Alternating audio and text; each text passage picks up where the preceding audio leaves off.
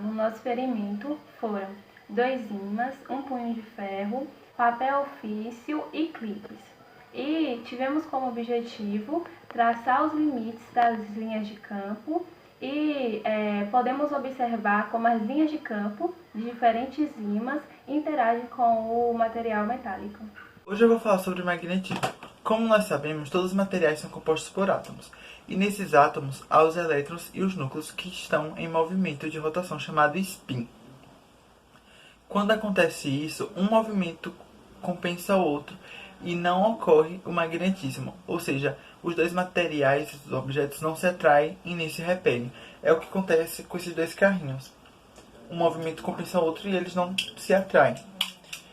Nos ímãs, porém, acontece o oposto. Ambos giram na mesma direção e isso causa um campo magnético intenso. O ferro tem a mesma tendência dos átomos mais próximos uns dos outros girarem no mesmo sentido, criando assim minúsculos campos magnéticos. Assim, quando um ferro é colocado perto de um ímã, esses átomos irão girar no mesmo sentido do ímã e irão se atrair.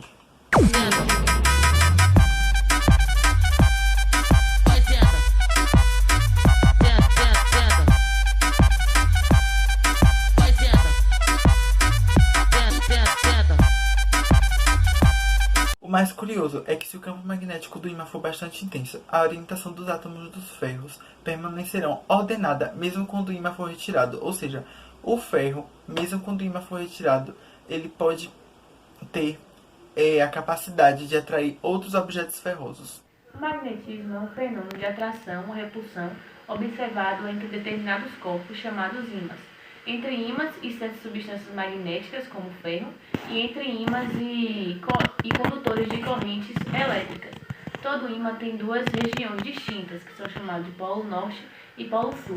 Quando aproximamos o polo norte de um ímã com o polo sul de outro ímã, nós observamos uma força de atração entre eles. Mas quando aproximamos o polo norte de um ímã e o polo norte de outro ímã, há uma força de repulsão entre eles. E foi isso que aconteceu no nosso experimento.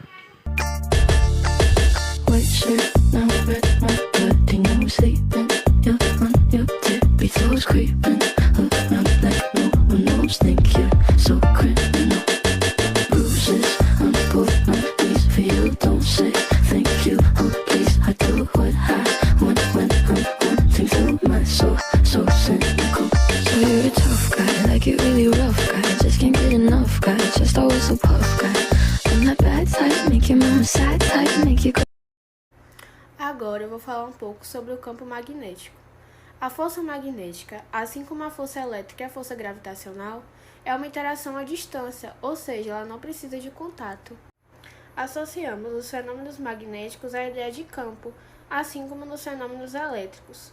Consequentemente, dizemos que um ímã gera ao redor do seu espaço um campo magnético, e esse campo magnético interage com substâncias magnéticas, com outros ímãs e com correntes elétricas. Para se evidenciar a extensão de um campo magnético, espalha-se limalha de ferro em uma folha de papel com uma ou mais ímãs.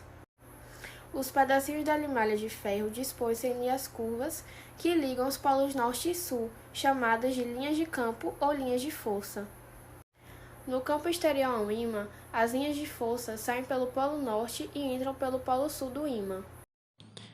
Após término do trabalho e do experimento, chegamos a algumas conclusões. Sobre o magnetismo, concluímos que é um conjunto de fenômenos de interação entre campos magnéticos, orientados pelas linhas dos campos dos mesmos. Sendo mais específico, o que acarreta as interações magnéticas é o movimento das cargas elétricas. Cada átomo tem seu próprio campo elétrico. Porém, o que o ímã tem de especial em relação a um simples prego, por exemplo, é que esses campos magnéticos foram alinhados através de um processo de imantação, de forma definitiva. Esse alinhamento não será desfeito ou orientado em outro sentido, e no momento em que o prego estiver próximo ao ímã, o campo magnético do ímã vai imantar o prego, transformando o prego no ímã, fazendo com que se atraiam. Concluímos também que o sentido em que o campo magnético do prego é imantado é sempre no mesmo sentido do campo do ímã. Por isso, mesmo que a gente vire o objeto metálico com a intenção de usar o outro polo para eles se repelirem, o campo do objeto vai se inverter, fazendo que seja impossível fazê-lo se repelir de um ímã.